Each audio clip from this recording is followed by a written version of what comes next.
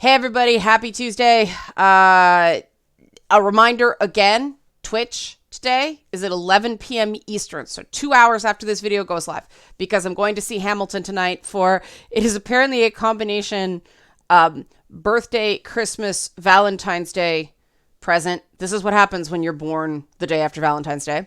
But apparently the tickets were rather expensive, and that is part of the reason it is a combination gift. But the tickets are tonight, so I can't be two places at once. So Twitch is the afternoon today, and then it's going to be Thursday evening. I know Twitch has been messed up of late. I apologize for that. It can't be helped.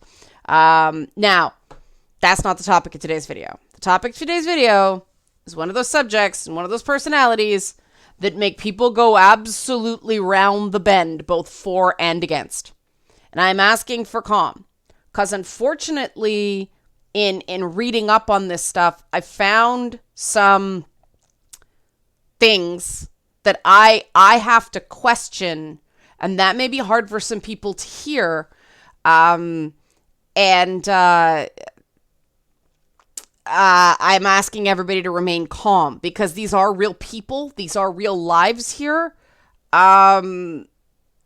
So here we go. There's no good segue into this, but if you like this sort of content, help support this channel, become a monthly patron, patreon.com/LeannaK. I don't know if YouTube's going to demonetize this. They demonetize everything to do with Johnny Depp and Amber Heard, which is weird because they're people of interest, they're public figures. But I don't know. It might just be advertisers going, I don't want my ads anywhere near this stuff. That's possible for Jordan Peterson as well. And yes, I know this is also some people, what does that have to do with gaming? Like the Johnny Depp Amber Heard thing, I often cover things that are not directly related to gaming, but are of interest to gamers, because there are plenty of other people who do gaming news and they can get it out way faster and way better than I can. I deal with sort of cultural stuff, and one of the big things I am concerned about is the mental health of the people who play video games. And, Jordan Peterson has been a subject of debate between me and some people who watch this channel for quite some time, because my responses to Jordan Peterson tends to be, I'm with you, I'm with you, I'm with you, I'm with you. Where did you get that from? He has, in my opinion, a really bad habit of speaking outside of his area of expertise into things like legal matters, especially constitutional law. And when he does that, he has absolutely no idea what he's talking about. And unfortunately, because he has doctor in front of his name, some people take what he says about issues like the Canadian Human Rights Code as gospel, even though he has no specialty in that field. People might remember when he was very opposed to Bill C-16, insisting that he would not follow it, he would not use people's preferred pronouns, and that meant he was going to be thrown in jail or fired. And of course, Bill C-16 passed, and neither of those things happened. But he kept speaking. He became this huge phenomenon. He had a second book out. I had issues with the whole antidote to chaos angle on it. More on that in a bit. But there were some, I won't call them hit pieces, because nobody claims anything was falsely reported, but the reporters did go in to interview him, and they knew walking in that they were going to go negative on him. It was not going to be a positive piece.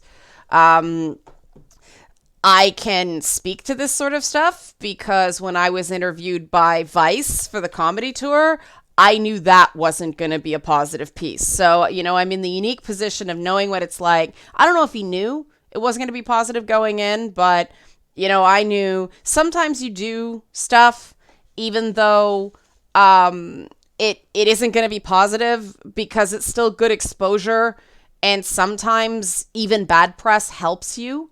Because, if you can even get somebody who's a hard and fast critic to agree with something you've said, well, that's of benefit. And I admit to being very, very frustrated by Jordan Peterson because I think he's very, very, very intelligent. But I think that his emotional elements have more to do with his popularity than his intellectual vigor, because he's just wrong about so much. He mischaracterizes non-Christian religions. He cherry picks cultural stuff around the world that, oh no, all these things are exactly like this. And, even though something like Hinduism, which is a very old religion, shows that he's not right, he insists that subjects like anthropology are a waste of time, and he lumps in anthropology with interdisciplinary approaches like women's studies and says that nobody should take them, they should be defunded. And in my opinion, calling for the defunding of a program is too authoritarian for me. I will disagree with I don't think women's studies programs are good, having taken those courses. I think that female experiences should be incorporated into things like psychology and the law and anthropology and sociology. I think ghettoizing them in a single department minimizes that experience. But I'm not going to call for something to be defunded. If there is interest in the subject, by all means, continue to teach it. That's foolish to artificially force someone to close its doors because it personally offends my sensibilities, right? That's where I take intellectual issue with Jordan Peterson and his approach. I do think that there is a cult of personality around the guy. I do agree with Jonathan Kay. Jonathan Kay wrote a column in light of this announcement that once again Jordan Peterson has been miraculously cured of his benzodiazepine addiction. More on that in a bit. But Jonathan Kay talked about, a big part of Jordan Peterson's appeal being the way his voice quavers and he seems to get so emotional, and that is compelling. I admit, when I watch his videos, that is one of the things that repels me because I feel irrationally drawn to it, if that makes any sense. When someone is bleeding from their soul in front of you, your natural empathy kicks in and you want to feel close to this person that is clearly having a very moving experience. And that's when the rationalist kicks in me and goes, no, this isn't the appropriate place for this much emotion. We're talking about ancient Greek myth archetypes here. But I do agree with that. I think that Jonathan Kay's column is worth a read. I'll link it. It tackles the whole Jordan Peterson issue from a completely different perspective than I will. I don't agree with all of it, but it makes some good points. So hooray for suggesting people read works I don't totally agree with. But now let's get down to brass tacks about the issues with this latest Jordan Peterson story, and why I am deeply concerned that something not all on the up and up is going on here. Now remember, Jordan Peterson's big thing is on personal accountability and on living lives of basically meaning instead of happiness. He insists that happiness is not something you should seek to achieve. I'm paraphrasing here. You may not like the wording. I'm trying to be quick. That meaning is what you should be pursuing, not, and personal responsibility and personal accountability, not the traditional idea of happiness. I seriously disagree with that. I think you can have both. I think one derives from the other, but let's get to the seriousness here. And I am concerned. This is a human being. This is an ill human being. Addiction is an illness. And I am very sympathetic to what he is going through. It is awful. But I'm going to use the transcript that came out on February 7th that was published by the National Post. They have a relationship with Jordan Peterson. That it was a script provided of a video his daughter made about his condition. So here we go. Okay. The doctors here have the guts to medically detox someone, Michaela Peterson, on her father's condition. Jordan Peterson's daughter gives an update on her father, who is currently recovering from near death in an undisclosed location in Russia. In a video and script given to the National Post, Michaela Peterson provides an update on her father, the author and professor, Jordan Peterson, who is currently recovering from near death at a clinic in Russia. Hi, everyone. It's been months since we've been given an update on Jordan and my family's health. She calls her dad Jordan? Okay. And it's time for one, so here goes. The last year has been absolute hell for the Petersons. Dad was put on a low dose of benzodiazepine a few years ago for anxiety following an extremely severe autoimmune reaction to food. This is my first ding, ding, ding red flag, okay? Jordan Peterson's daughter and Jordan Peterson, but it apparently came from her, are practitioners of the carnivore diet, which is a diet heavy in red meat. I am on a very restrictive diet myself because of autoimmune reactions to food. I am very skeptical that an autoimmune reaction to food goes on and produces anxiety even after the period. Now, autoimmune reactions take quite some time to die down from food. I unfortunately have bad reactions to nightshades, things like cucumbers, zucchinis, tomatoes. I have to severely limit that stuff. It's pretty awesome. If I eat them, my ring makes my finger go black and everything goes yuck and my stomach gets all messed up. That's just one of the things. I can't eat red meat because I can't digest it. I can't even eat chicken. I just tried again, thinking maybe this time. No. It was not pretty. So I have never heard, and as someone who has extreme autoimmune reactions to food, anxiety is not part of that deal. Autoimmune reactions the symptoms are fatigue, achy muscles, swelling and redness, low-grade fever, trouble concentrating, numbness and tingling in the hands and feet, hair loss, and skin rashes. Can confirm.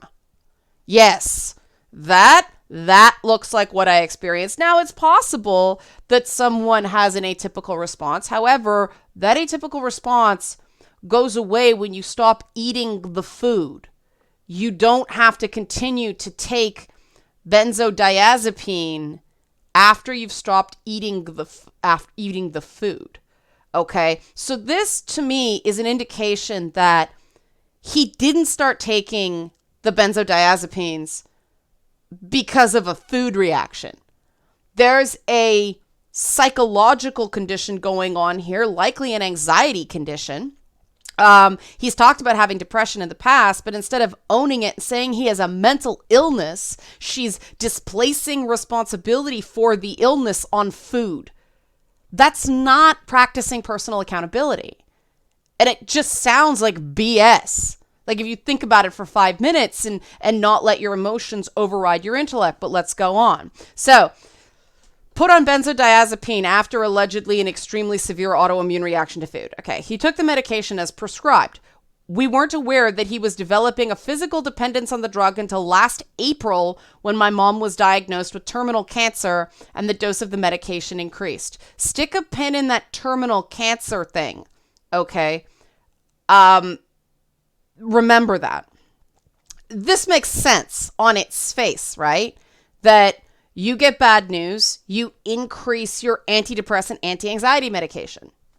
Makes sense, right? Okay. It became apparent that he was experiencing a paradoxical reaction to the medication, meaning the benzos did the opposite of what they're supposed to do. That can happen. That can happen. I have known people that have had that happen.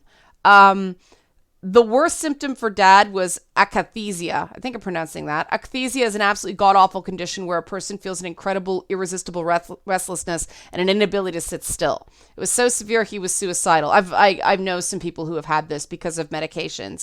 It's interesting because benzos are sometimes used to treat this condition, but sometimes certain benzos, clonazepam's a big one, can also cause it. So that's possible as well. But usually when there's such a bad reaction to a medication, doctors try other things, especially if people are taking it as prescribed. Now, in the cases of addiction, now this is not necessarily true with benzos. Coming down off of benzos is hard. They can be extremely addictive if you take them for long periods of time, even at fairly low doses. But one would think that doctors would, especially the very good doctors that he can afford with the money he makes, would wean him off this medication. And one would think he would have a passing understanding of what to expect from psychiatry, since he is a psychologist by trade. And while he is not a psychiatrist, psychiatrist uses medication, psychologists are talk therapies, etc., DBT, CBT, that kind of stuff. ACT is one I just heard about. But because psychologists work so closely with psychiatrists, one would think he would be more likely to know this than the average person. And he would likely have colleagues who are psychiatrists who would look after him. Like, this is not a guy off the street, right? Let's go on. For the last 6 months, he's been in horrible, unbearable discomfort from this drug, made worse when trying to remove it because of the physical dependence. 6 months. Okay, keep that in mind. We took him to several hospitals in North America where he experienced multiple cases of misdiagnosis and the addition of more medications to cover the response he was experiencing from the benzodiazepines. He nearly died several times. Tragic stuff, right? Like, it's impossible to not feel for the guy. In early January, my dad, my husband, my daughter, and I flew to Russia. Do you see what's missing there? My dad, my husband, my daughter, and I flew to Russia. Where's the mom? I can find no record that she has died. I found another article previous to this, it'll get to in a bit, that said she made a miraculous recovery. Where's the mother? Is she on her deathbed? Has she passed away and they just didn't tell anybody? You'd think that there'd be some sort of death notice had she passed. Where's the mother who has cancer during this trip to Russia? The rest of the family's going. That's a very strange detail. Moving on. To make matters worse, he was diagnosed with a fever and pneumonia in both lungs upon arrival, which means he was sick when he got on the plane. He was put into an induced coma for 8 days and had the most horrific withdrawal I've ever read or heard about. He almost died from what the medical system did to him in the West. Notice she's not saying Canadian hospitals. She's saying North American hospitals. Keep that in mind. The doctors here aren't influenced by the pharmaceutical companies. We don't believe in treating symptoms caused by medications by adding in more medications and have the guts to medically detox someone from benzodiazepines. Now, I can state, I know people both in Canada and in the US who have undergone medical detox. Multiple people. They'll do them. They'll do them here. I don't know what happened in this circumstance. The only thing I can think of rationally, again, this is not a guy off the street. This is a guy who, based on his profession, should have colleagues in the healthcare system. The only thing I can think of is that those colleagues would not treat him because he's pissed everyone off with the stuff he's been doing. Now, is that professional? No, but it is human, right? Just for the record, I know people who have undergone medically assisted detox in both Canada and the US, including the thing where they put someone in a coma and wait for the withdrawal to ride out. Now, if someone has pneumonia or is otherwise seen as too weak to handle the anesthetic, they won't do it because they don't want you to die. They treat the pneumonia and then have you undergo anesthetic, because one of the risks of anesthetic, I know this because I have asthma. They love me. Ginger with asthma, anesthesiologists run when they see me coming. But they're afraid you're going to stop breathing because one of the things anesthetic does is reduces respiratory function. The doctors in Russia have the guts to medically detox someone from benzodiazepines. I should say that I had friends in high school who experienced Russian hospitals. They were refugees from Russia.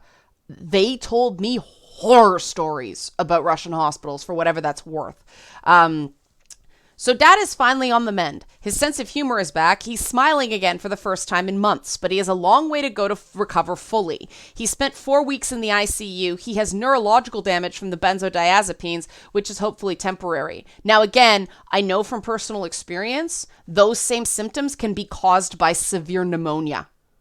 That pneumonia can have a side of encephalitis with it, and it cooks your brain. So I'm just offering that because I really don't get the sense the whole story is being told here. There are details. I'm going to run this by my interviewer buddy if I talk to him, because there are major missing details here. Like, where is the mother? I keep Googling, trying to find out if there's any record she's passed away, and I can't find anything. And again, you'd think somebody this high profile, there would be an announcement. They just wouldn't hide the fact that she died. Where's the mom? Okay, so he's still taking anti-seizure medication. He can't type or walk steadily yet. Still, this is a vast and rapid improvement. Last week, he couldn't sit up without help. The week before, he couldn't lift an arm or speak. Again, could be from the pneumonia. Bring him here. Let's skip down. He's alive because I know how to research, because my husband negotiates extremely well and speaks Russian, because my family was willing to trust us and take a huge and terrifying risk, because we've had extensive help from family, friends, and supporters all over the world who have get him here, because we have access to money, because on and on and on and on. Big hero, right? So let me make a couple things clear. This was not a case of psychological addiction. Who cares if it was? This seems to me to be a little brand protection here. If it was, who cares? More power to him. Addiction is an illness. Addiction is physical. I don't know the difference between psychological and physical dependence. It's all tied up in the same thing. Like, yes, I know they're different, but the psychological addiction, the need for that feeling, lasts long after the physical dependence. And if Jordan Peterson, he's an intense dude. I wouldn't be surprised if he has the genetic markers for addiction. But if he does, who cares, girly, okay? Who cares if it's a case of psychological addiction? She goes on, benzodiazepine physical dependence due to the brain changes that can occur in a matter of weeks can destroy lives. It can be made even worse by paradoxical Yeah. He's a psychologist and he wasn't even aware of how bad these medications are. On and on and on and on. The lady doth protest too much, methinks, okay? Who cares if it's a psychological addiction or not? Who cares? This sounds like the family is feeling shame, other than I think his supporters can agree with me. Nobody cares. His detractors are going to sing Ding Dong, the witch is dead. But anybody who's being human about this doesn't care if the dude has a psychological addiction. If he's an addict, he can't help being an addict. It's an illness, right? Dad will recover fully. Not necessarily so. With neurological damage, there's no guarantees. We are extremely lucky, and the next update will come for him directly. Now, you guys might be thinking I'm being a bit of a hard ass about this, but I did my research, okay, and I found a previous video about 6 months ago. 6 months. Remember I said keep 6 months in your mind about 6 months ago that told a very similar tale. Now, keep in mind, she's saying that for the last 6 months, it's been awful because North American doctors almost killed him, okay? So here's a Newsweek article from September 20th, 2019. Okay, you can't see the Newsweek banner because I've tried to cut out as much crap as possible. But Jordan Peterson checks into rehab following wife's cancer scare. Cancer scare. So I guess she's still alive. He looks like a lost puppy. Remember before it was terminal cancer, okay? Terminal cancer. Here we go. So Dr. Jordan Peterson, the Canadian psychologist who grew to international fame, following his stand against political correctness and refused has checked into a rehabilitation facility in New York. Aha! We now know where the North American hospital was that allegedly killed him. Okay, New York, not Canada. In the 8-minute video released on her YouTube and social media channels, Michaela Peterson said her 57-year-old father was checked into the clinic after experiencing horrific physical withdrawal symptoms from trying to take himself off the drug clonazepam. So we've got 2 horrific detoxes, okay? And she said previously that she'd never seen anything like it before. He didn't even know how bad the medications were. Well, he did because he tried to get off them 6 months ago. Okay, that's not a complete, not a complete discrepancy, but I think we can agree that Michaela Peterson has a flair for the dramatic. Okay, but the fact that she said she'd never seen anything like it. The withdrawal was so bad. Well, apparently he'd had horrific, the word withdrawal, back in September as well. So things are starting to seem a bit sketch. And it's the same drug, clonazepam, which you can't just stop taking. Like, please, anybody who's on clonazepam, anybody who knows somebody on clonazepam, do not just stop taking it. You have to wean off of it. So if he decided to just stop taking the medication, yeah, it's awful. But here we are again. Peterson, who has previously been open about his relationship with depression, was prescribed the drug following his wife's diagnosis of a terminal cancer in April this year. Okay, we're back to terminal. It's not cancer scare anymore. Now it's terminal. Her illness also caused Peterson to suspend the speaking tour of his internationally best-selling book, blah, blah, blah, and playing up. Understandable, right? Somebody's wife has cancer. We totally understand, right? Tammy, Peterson's wife of 30 years, has since made a miraculous recovery following numerous operations, surgical complications, and months in and out of different hospitals, Michaela said, which has since triggered Peterson's desire to wean himself off a drug. Okay, so in September of 2019, the cancer was terminal but not terminal.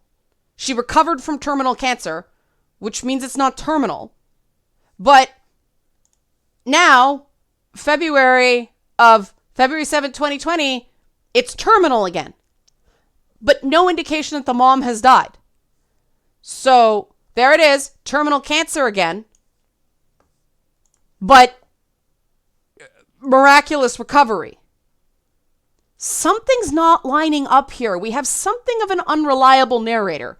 Very much of an unreliable narrator going on here. Okay?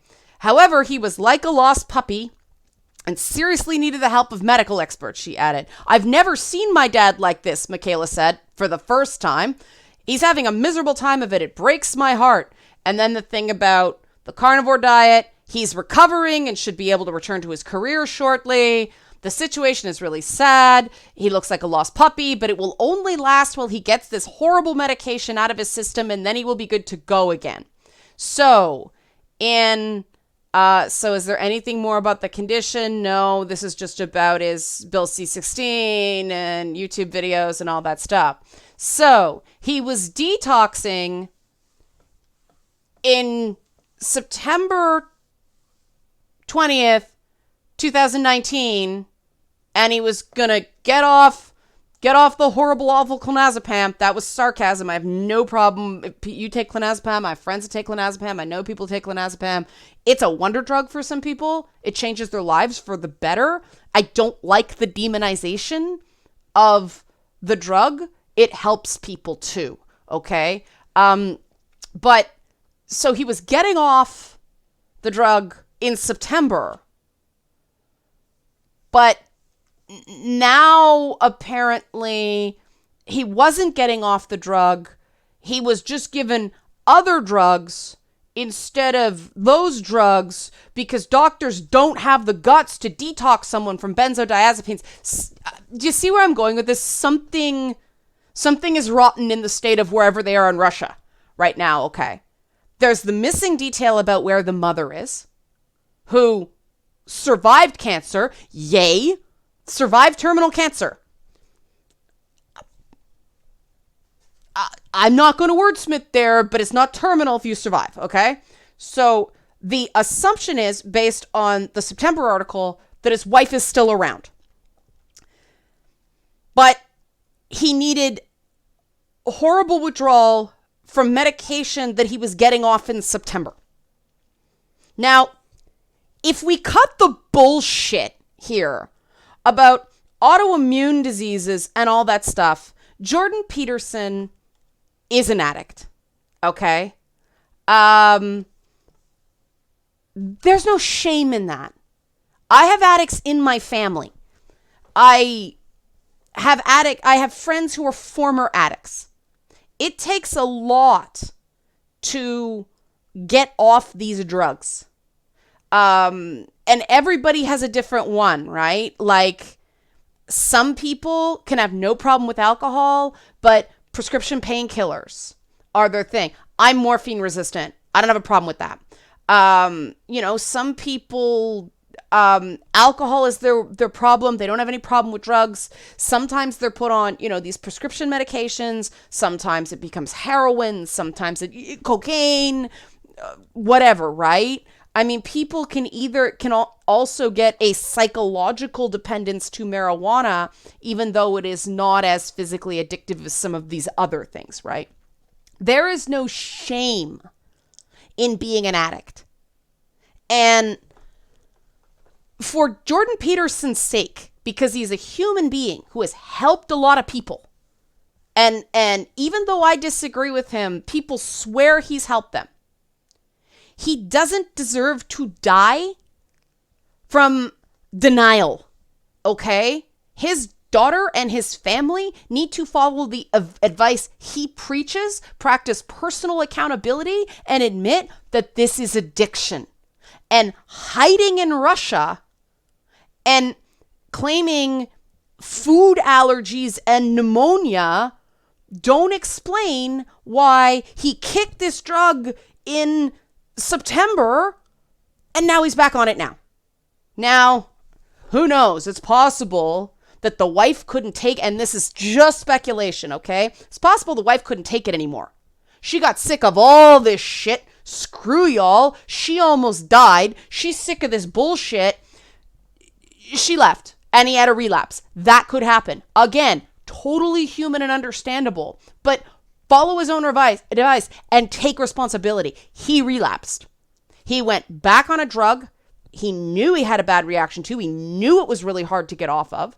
And instead of taking other forms of antidepressants or, hey, maybe smoking some pot, I'm allergic to the stuff, but hey, maybe just smoke a big fatty, Jordan Peterson. And now that again can make anxiety worse. But for some people swear by it. Again, biodiversity is real.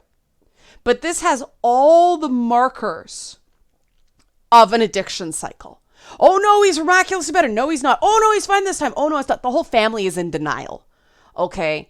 There is nothing wrong with Canadian hospitals. I know people who have got off those drugs in the Canadian system. The fact that he went to New York is a bit sketch, considering he was at University of Toronto. University of Toronto is connected to some of the best damn doctors in the country up here. And our healthcare system ranks higher than the US's. It certainly ranks higher than Russia's. Something's not right here.